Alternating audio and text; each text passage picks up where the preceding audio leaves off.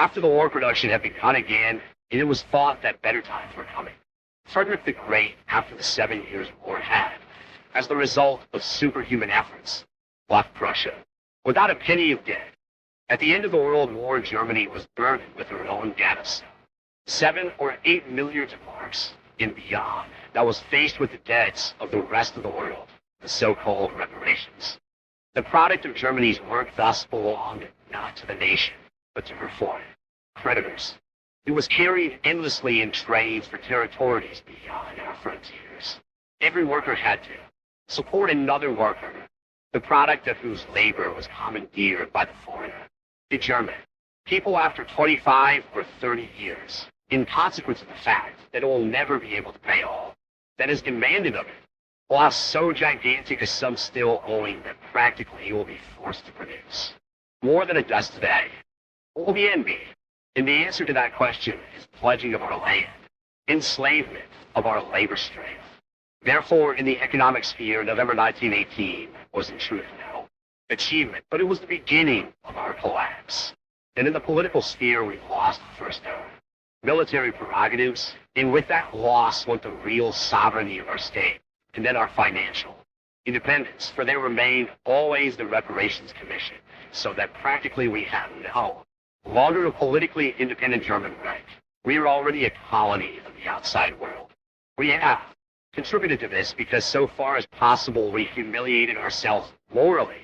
We positively destroyed our own honor and helped to befoul, to besmirch, and to deny everything which we previously held as sacred.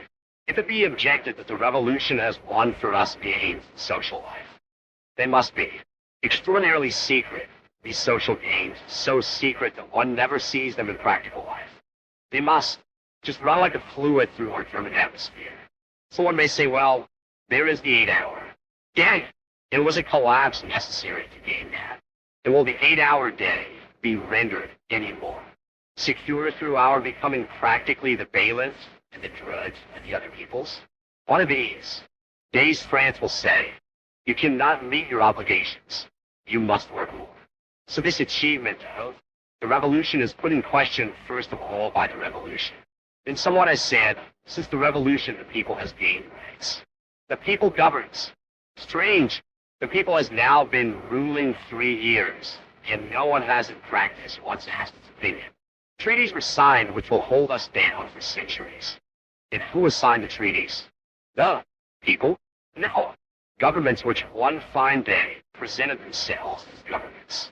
And at the election, the people had nothing to do save to consider the question. They're there already, whether I elect them or not. If we elect them, then they are there through our election. But since we are a self-governing people, we must elect the folk in order that they may be elected to govern us. Then it was said, freedom has come to us through the revolution. Another of those things that one cannot see very easily. It is of course true that one can walk down the street, the individual can go into his workshop, and he can go out again. Here, and then he can go to a meeting. In a word, the individual has liberties. But in general, if he's wise, he will keep his mouth shut. First, in former times, extraordinary care was taken that no one should let slip anything which could be treated as lèse-majesté.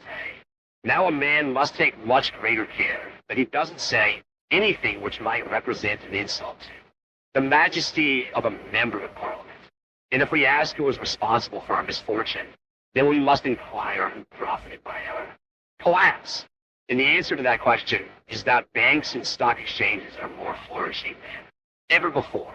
We were told that capitalism would be destroyed, and when we ventured to remind one or other of these famous statesmen and said, don't forget fat Jews too have capital, then the answer was, what are you worrying about?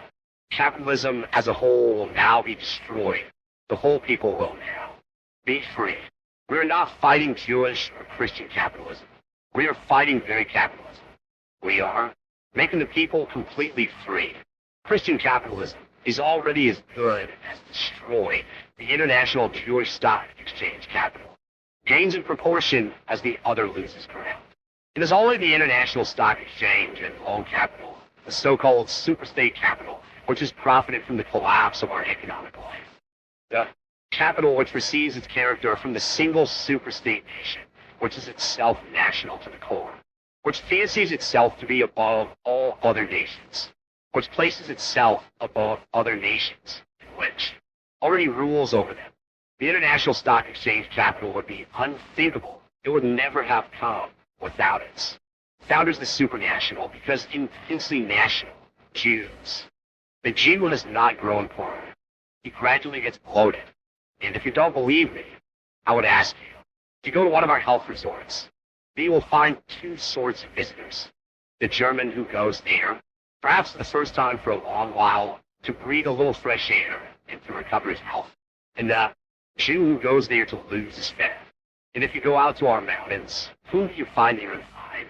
Brand new yellow boots with splendid rucksacks in which there is generally nothing that would really be of any use.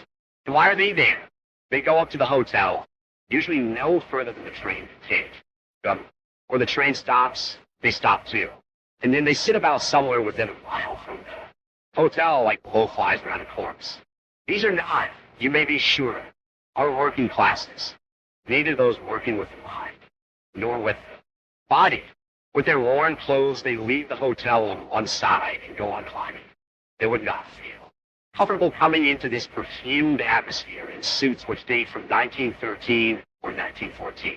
Now, assuredly, the Jew has suffered no privations. While now in Soviet Russia, the millions are ruined and are dying, Shishrun, and with them a staff of over 200 Soviet Jews, travels by express train through Europe, visits the cabarets, watches naked, dancers perform for his pleasure, lives in the finest hotels, and does himself better than the millions, who once you fight you must fight as bourgeois. The 400 Soviet commissars of Jewish nationality, they do not suffer. The thousands upon thousands of sub-commissars, they do not suffer. No, all the treasures which the proletarian in his madness took from the bourgeois in order to fight so-called capitalism, they have all gone into their hands.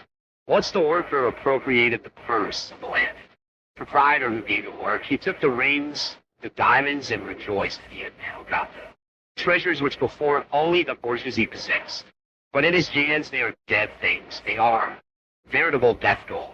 They are no profit to him. He is banished into his wilderness, and one cannot feed oneself on diamonds. For a morsel of bread, he gives millions of objects of value. But the bread is in the hands of the state's central organization, and this is in the hands of the Jews. So everything that the common man thought that he was winning for himself flows back again to the seducers. And now, my dear fellow countrymen, do you believe that these men who with us are going to say, why, will end the revolution? They do not wish the end of the revolution, for they do not need it. For them the revolution is milk and honey. And further, they cannot end the revolution. For if one or another amongst the leaders were really not seducer, but seduced, and today, driven by the inner voice of horror at his crime, were to step before the masses and make his declaration, we have all deceived ourselves. We believe that we could lead you out of misery, but we have in fact led you into a misery which your children and your children's children must still bear. He cannot say that. He dare not say that. Do it on the public square or in the public. We to be torn in pieces. But amongst the masses there begins to flow a new stream, a stream of opposition. It is the recognition of the facts which is already in pursuit of the system. It already is hunting the system down. It will want. They scourge the masses into action and carry the masses along with it. And these leaders, they see that.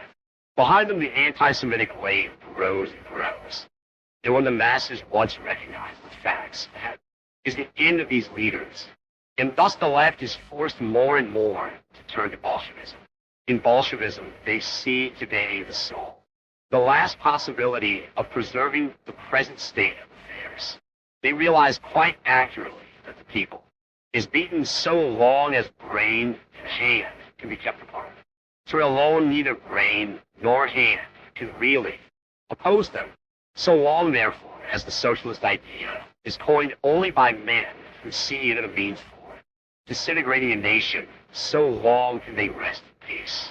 But it will be a sorry day for them when this socialist idea is grasped by a movement which unites it with the highest nationalist pride with nationalist defiance, and thus places the nation's brain, its intellectual workers, on this ground. Then the system will break up, and there would remain only one single means of salvation for its supporters, viz., to bring the catastrophe upon us before their own ruin, to destroy the nation's brain, to bring it to the scaffold, to introduce Bolshevism. So the left neither can nor will help. On the contrary, their first lie compels them constantly to resort to new lies. There remains then the right. And this party of the right meant well, but it cannot do what it would, because up to the present time, it has failed to recognize a whole series of elementary principles. In the first place, the right still fails to recognize the danger. These gentlemen still persist in believing that it is a question of being elected to a Landtag or of posts as ministers or secretaries. They think that the decision of a people's destiny would mean, at worst, nothing more than some damage to their so-called bourgeois economic existence. They have never grasped the fact that this decision threatens them. Hence, they have never yet understood that it is not necessary to be an enemy of the Jew for him to drag you one day, on the Russian model, to the scaffold. They do not see that it is quite enough to have a head on your shoulders and not to be a Jew. That will secure the scaffold for you.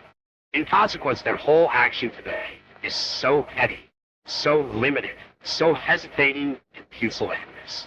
They would like to, but they can never decide on any great deed because they fail to realize the greatness of the whole period. And then there is another fundamental error. They have never got it clear in their own minds that there is the difference, or how great a difference there is between the conception national and the word dynastic or monarchistic. They do not understand that today it is more than ever necessary in our thoughts as nationalists to avoid anything which might perhaps cause the individual to think that the national idea was identical with petty, everyday political views. They ought day by day to stand into the ears of the masses. We want to bury all the petty differences and to bring out into the light the big things, the things we have in common which bind us to one another, that should weld and fuse together those who have still a German heart and a love for their people and to fight against the common hereditary foe of all, Aryans. How afterward we divide up the state, friends, we have no wish to dispute over that. The form of a state results from the essential character of a people, results from necessities which are so elementary and powerful that in time every individual will realize them without any disputation when once all Germany is united and free. And finally, they all fail to understand that we must on principle free ourselves from any class standpoint. It is, of course, very easy to call out to those on the left. You must not be proletarians, leave your class madness, while you yourselves continue to call yourself bourgeois. They should learn that in a single state there is only one supreme citizen, right? One supreme citizen honor, and that is the right, and the honor of honest work. They should further learn that the social idea must be the essential foundation for any state. Otherwise, no state can permanently endure. Certainly a government needs power. It needs strength. It must, I might almost say, with brutal ruthlessness press through the ideas which it has recognized to be right, trusting to the actual authority of its strength in the state. But even with the most ruthless brutality, it can ultimately prevail only if what it seeks to restore does truly correspond to the welfare of the whole people. That the so-called enlightened absolutism of a Frederick the Great was possible depended solely on that. The fact that, though this man could undoubtedly have decided arbitrarily the destiny for good or ill, his so-called subjects, he did not do so, but made his decisions influenced and supported by one thought alone, the welfare of his Prussian people. It was this fact only that led the people to tolerate willingly, nay joyfully, the dictatorship of the great king. And the right has further completely forgotten that democracy is fundamentally not German. IT is Jewish. It has completely forgotten that this Jewish Democracy, with its majority decisions, has always been, without exception, only a means towards the destruction of any existing Aryan leadership. The right does not understand that directly every small question of profit or loss is regularly put before so-called public opinion, he who knows how most skillfully to make this public opinion serve his own interests becomes forthwith master in the state. And that can be achieved by the man who can lie most artfully, most infamously, and in the last resort he is.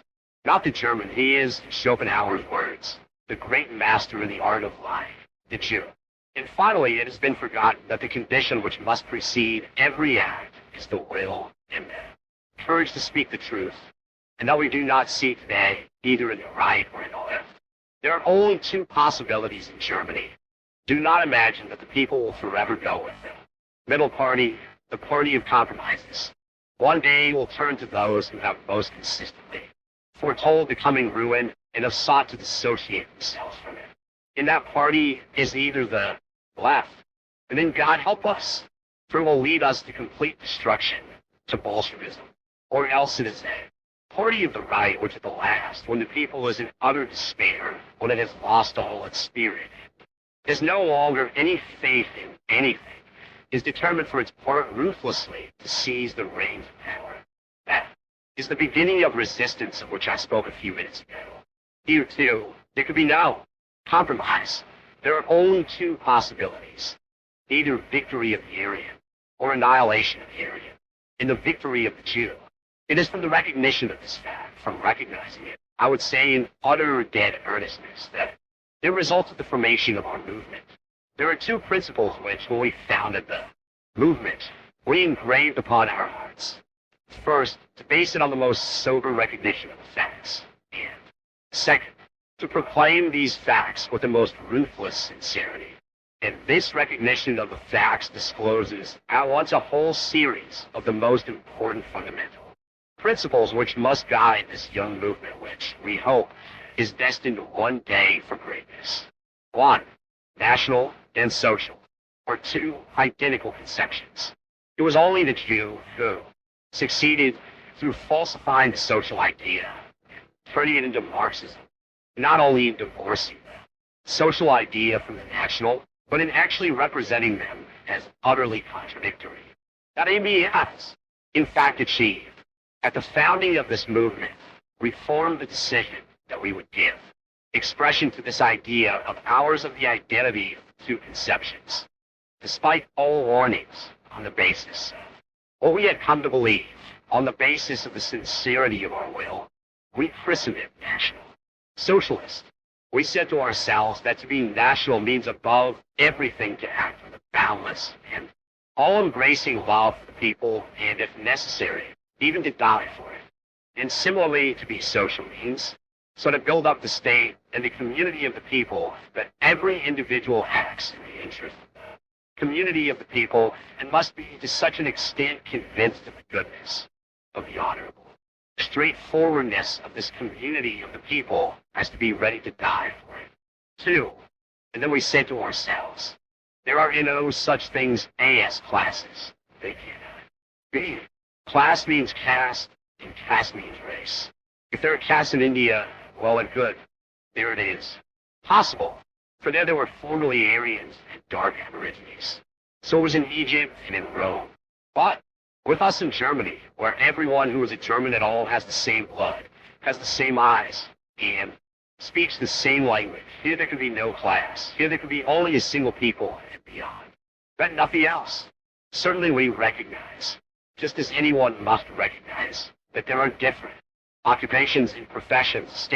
There's the stand of the watchmakers, the stand of the comic laborers, the stand of the painters or technicians, the stand of the engineers, officials, etc. Stand there can be, but in the struggles which these stand have amongst themselves for the equalization of their economic conditions, the conflict and the division must never be so great as to sunder the ties of race. And if you say, but there must after all be a difference between the honest creators and those who do. Nothing at all. Certainly there must.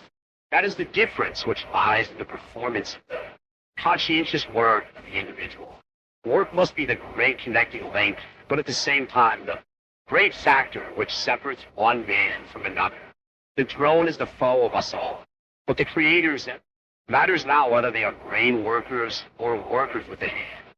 They are the nobility of our state. They are the German people. We understand under the term work exclusively that activity which not only profits the individual, but in no way harms the community, nay, rather which contributes to form the community. 3. And in the third place, it was clear to us that this particular view is based on an impulse which springs from our race and from our blood.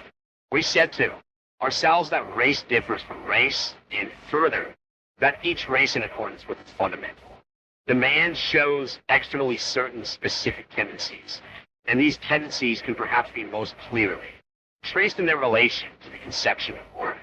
The Aryan regards work as the foundation for the maintenance of the community of people amongst its members. The Jew regards work as the means to the exploitation of other peoples.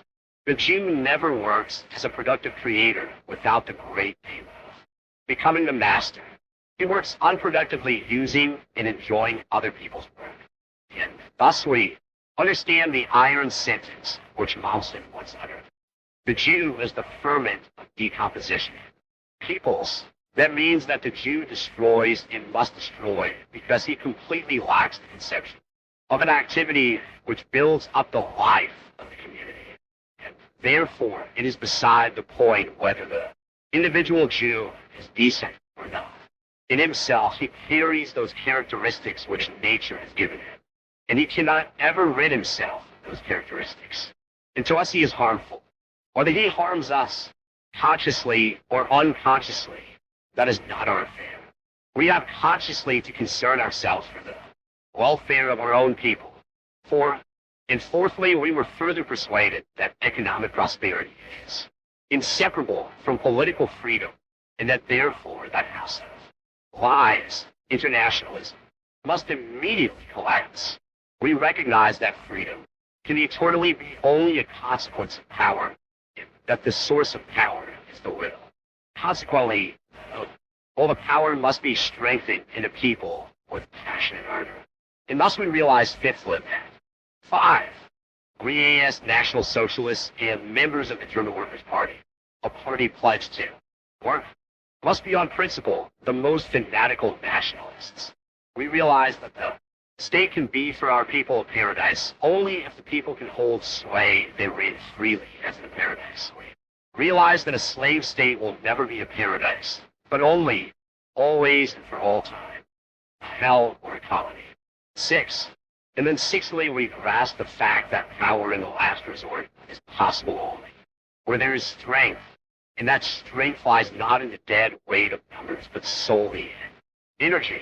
Even the smallest minority can achieve a mighty result if it is inspired by the most fiery, the most able to act.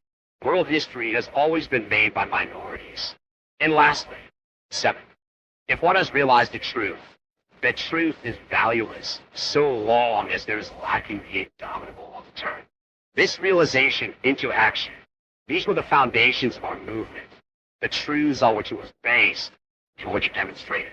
Its necessity. For 3 years we have sought to realize these fundamental ideas. And of course a fight is and remains a fight. Stroking in very truth will not carry one forward. Today the German people has been beaten by a coin. Other world, while in its domestic life it has lost all spirit, no longer has it any faith. But how will you give this people once more firm ground beneath its feet saved by the passionate insistence on one definite, great clear goal? Thus we were the first to declare that this peace treaty was a crime. Then folk abused us as agitators. We were the first to protest against the failure to present this treaty to the people before it was signed. Again we were called agitators. We were the first to summon men to resistance against being reduced to a continuing state of defenselessness. Once more we were agitators. At that time we called on the masses of the people not to surrender their arms, for the surrender of one's arms would be nothing less than the beginning of enslavement. We were cried down as agitators. We were the first to say that this meant the loss of Upper Silesia, So it was, and still they called us agitators. We declared at that time that compliance in the question of Upper Silesia must have, as its consequence, the awakening of a passionate greed which would demand the occupation of the world. We were cried down ceaselessly, again and again, and because we opposed the mad financial policy which today will lead to our collapse. What was it that we were called repeatedly once more? Agitators. And today. And finally, we were also the first to point the people on any large scale to a danger which insinuated itself into our midst, a danger which millions failed to realize, and which will nonetheless lead us all into ruin, the Jewish danger. And today people are saying yet again that we were agitators. I would like here to appeal to a greater than I, Cal Lertenfeld. He said in the last session of a long time that this feeling as a man and a Christian prevented him from being an anti-Semite. I say, my feeling as a Christian points me to my Lord and Savior as a fighter. It points me to the man who once in loneliness, surrounded only by a few followers, recognized these Jews for what they were and summoned men to the fight. Against them, in whom God's truth was greatest not as sufferer, but as fighter. In boundless love, as a Christian, and as a man, I read through the passage which tells us how the Lord at last rose in his might and seized the scourge to drive out of the temple the brood of vipers. And of others, how terrific was his fight for the world against the Jewish poison. Today, after 2,000 years, with deepest emotion, I recognize more profoundly than ever before the fact that it was for this that he had shed his blood upon the cross. As a Christian, I have no duty to allow myself to be cheated, but I have the duty to be a fighter for truth and justice. And as a man, I have the duty to see to it that human society does not suffer the same catastrophic collapse as did the civilization of the ancient world some 2,000 years ago, a civilization which was driven to its ruin through this same Jewish people. Then indeed, when Rome collapsed, there were endless streams of new German bands flowing into the empire from the north. But if Germany collapses today, who is there to come after us? German blood upon this earth is on the way to gradual exhaustion unless we pull ourselves together and make ourselves free.